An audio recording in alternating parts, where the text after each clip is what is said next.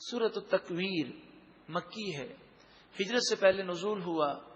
قرآن پاک کی ترتیب کے اعتبار سے اس کا نمبر 81 ہے، نزول کے اعتبار سے اس کا نمبر 7 ہے۔ 29 آیتیں اور 1 رکوع ہے۔ اس میں بھی قیامت کی ہولناکیوں کا ذکر ہے۔ 7 نمبر سے آپ اندازہ کر سکتے ہیں کہ یہ سورہ مبارکہ نزول وحی کی ابتدائی مراحل میں نازل ہوئی ہے۔ بسم اللہ الرحمن الرحیم، اللہ کے نام سے شروع جو بہت زیادہ مہربان نہایت رحم کرنے والا۔ اذا الشمس کوورت، جب سورج کو لپیٹ دیا جائے گا یعنی اس کا نور ختم ہو جائے گا۔ وَإِذَا النُّجُومُ انكَدَرَتْ، اور جب ستارے جھڑ جائیں گے۔ وَإِذَا الْجِبَالُ سُيِّرَتْ، اور جب پہاڑ چلائے جائیں گے اور پھر وہ ریزہ ریزہ ہو کر فنا ہو جائیں گے۔ وَإِذَا الْعِشَارُ عُطِّلَتْ، اشار کہتے ہیں 10 مہینے کی حاملہ اونٹنی۔ اونٹنی کے یہاں حمل جو ہے وہ 10 مہینے کا ہوتا ہے، تو حمل کے آخری ایام ہو تو وہ اونٹنی مالک کے لیے بہت اہم ہوتی ہے کیونکہ پھل تیار ہے۔ مگر قیامت کی ہولناکیاں ایسی ہوں گی کہ اتنی اہم چیز کی طرف بھی کسی کی توجہ نہیں ہوگی اور بیکار چھوڑ دی جائے گی۔ مراد یہ ہے کہ قیامت کی ہولناکیوں میں جب قیامت واقع ہوگی تو انسان کو اپنی فکر ہوگی، کسی مال کی طرف اس کی توجہ نہیں ہوگی۔ جس مال کی خاطر اس نے سارے گناہ کیے، 2 چیزیں ہیں، ایک تو موت اور دوسری قیامت کی ہولناکیاں۔ یہ 2 وقت ایسے ہیں کہ جب انسان کو اپنی جان کی پڑی ہوتی ہے، مال اس کے سامنے ایک بے وقت چیز ہو جاتی ہے۔ وَإِذَا الْعِشَارُ عُطِّلَتْ، اور جب 10 مہینے کی حاملہ اونٹنی بیکار چھوڑ دی جائے گی۔ وَإِذَا الْوُحُوشُ حُشِرَتْ، اور جب درندے جمع کیے جائیں گے۔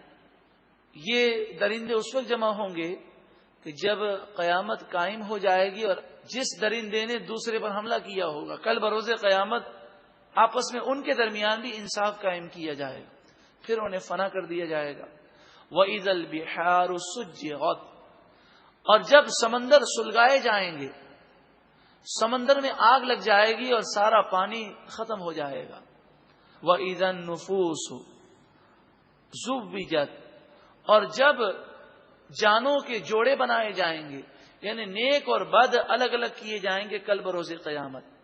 وَإِذَا الْمَوْءُودَةُ سُئِلَتْ، موعودہ کہتے ہیں اس عورت کو، اس بچی کو جسے زندہ زمین میں دفن کر دیا گیا، جیسے زمانے جاہلیت میں ہوتا تھا۔ فرمایا کل بروز قیامت اس بچی سے جسے زندہ زمین میں دفن کر دیا گیا، اس سے پوچھا جائے گا بِأَيِّ ذَنبٍ قُتِلَتْ، کس گناہ کی وجہ سے تو قتل کی گئی؟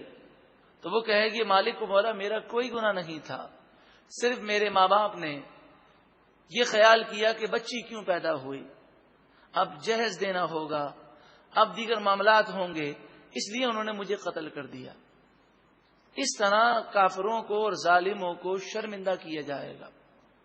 آج بھی ایسے بیچارے نادان لوگ ہیں کہ وہ یہ کہہ دیتے ہیں جب بچی کی وجہ سے کوئی مشکل آتی ہے تو کہہ دیتے ہیں اللہ نے ہمیں بیٹی کیوں دی، نعوذ باللہ من ذالک۔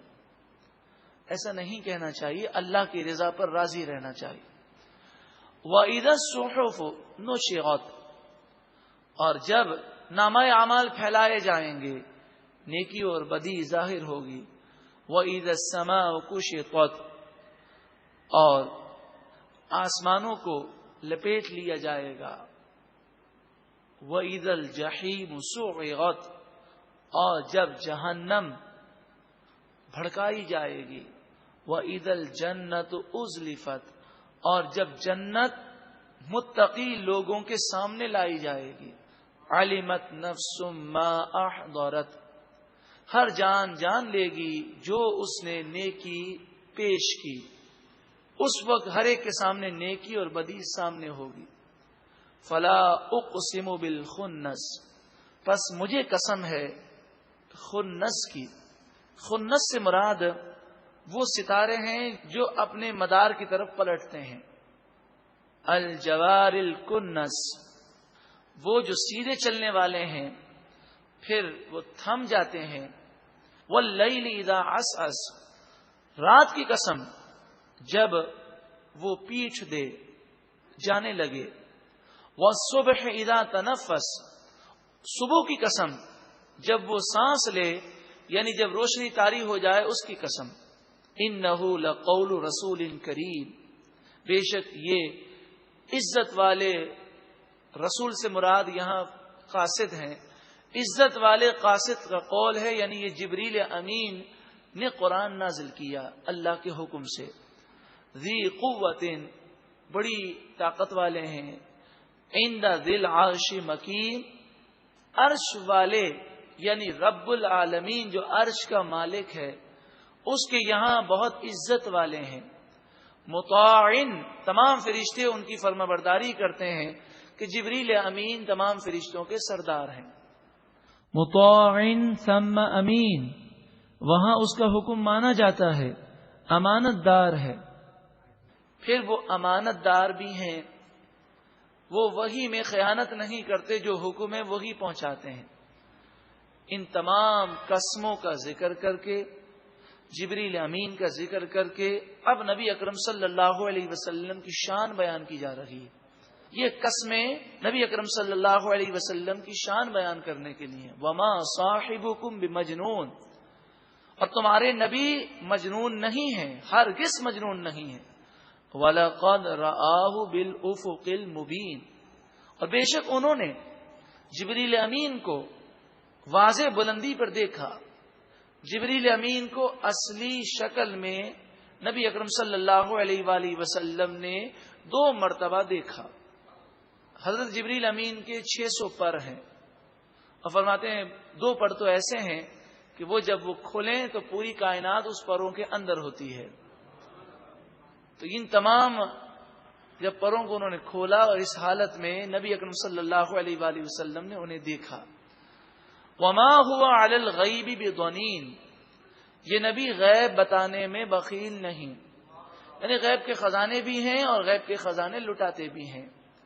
اپنے صحابہ کرام میں سے خاص صحابہ کرام کو نبی اکرم صلی اللہ علیہ وآلہ وسلم نے غیب کا اتنا علم دیا کہ حضرت حذیفہ بن یمان اور بعض صحابہ کرام یہ فرماتے ہیں، حضرت ابو ہریرہ کا بھی قول ہے کہ جو واقعہ ہونے والا ہوتا ہے ہمیں یاد آ جاتا ہے کہ حضور صلی اللہ علیہ وسلم نے فرمایا تھا اس واقعے کے بعد یہ ہوگا، جب وہ واقعہ ہوتا ہے تو یاد آ جاتا ہے اب اس کے بعد یہ ہوگا، یہاں تک کہ قیامت تک ہونے والے ایک ایک واقعے کا علم نبی اکرم صلی اللہ علیہ وسلم نے ہمیں دیا۔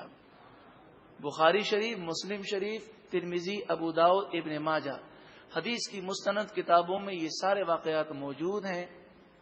اس پر آپ اگر مطالعہ کرنا چاہیں، آپ علم غیب مصطفیٰ صلی اللہ علیہ وسلم کے عنوان سے کتابیں حاصل کریں، جس میں حدیثیں بھی ہیں، حوالے بھی ہیں، جلد نمبر ہے، صفحہ نمبر ہے، کہ نبی اکرم صلی اللہ علیہ وآلہ وسلم کے متعلق قرآن فرماتا ہے یہ غیب بتانے بخیل نہیں۔ تو نبی اکرم صلی اللہ علیہ وآلہ وسلم نے غیب کے خزانے کس طرح تقسیم فرمائے، اس کے علم کے لیے آپ کو کتابیں مل جائیں گی، اور کئی کتابیں ہیں جو علم غیب کے بارے میں ہیں، نبی اکرم صلی اللہ علیہ وآلہ وسلم کی شان کے بارے میں ہے، جس کی اردو آپ کو آسان لگے، کیونکہ آج کے لوگوں کی اردو بڑی ویک ہے، تو جس کی اردو آسان لگے وہ آپ دیکھ کر اس کا مطالعہ فرمائیں۔ وما ہوا بقول الشیطان الرجیم، یہ کسی مردود شیطان کا قول نہیں بلکہ یہ اللہ کا فرمان ہے۔ اللہ فرماتا ہے کہ یہ نبی غیب بتانے میں بخیل نہیں ہے۔ فَأَيْنَ تَذْهَبُونَ، پس تم کہاں جاؤ گے، تم کہاں بھاگے پھرتے ہو، آؤ اس قرآن کی طرف۔ ان ہوا الا ذکر للعالمین، یہ تو تمام جہان والوں کے لیے نصیحت ہے۔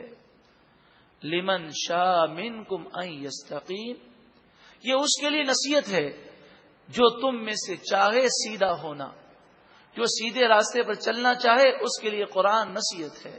لیکن پھر یہی بات کہ سیدھے راستے پر چل کر نیکی پر عمل کر کے غرور مت کرنا، یہ تمہارا کمال نہیں، یہ رب کا کرم ہے، یہ اس کی توفیق ہے۔ وما تشاءون الا ان یشاء اللہ رب العالمین، تمہارے چاہنے سے کیا ہوتا ہے، تم کیا چاہو گے مگر وہی جو اللہ چاہے گا، جو رب العالمین ہے۔ اے مالک و مولا، تو ہمیں نیکی کی توفیق عطا فرما اور ہمیں گناہوں سے سچی پکی توبہ نصیب فرما۔ سورۃ التکویر مکی ہے، ہجرت سے پہلے نزول ہوا۔ قرآن پاک کی ترتیب کے اعتبار سے اس کا نمبر 81 ہے، نزول کے اعتبار سے اس کا نمبر 7 ہے۔ 29 آیتیں اور 1 رکوع ہے۔ اس میں بھی قیامت کی ہولناکیوں کا ذکر ہے۔ 7 نمبر سے آپ اندازہ کر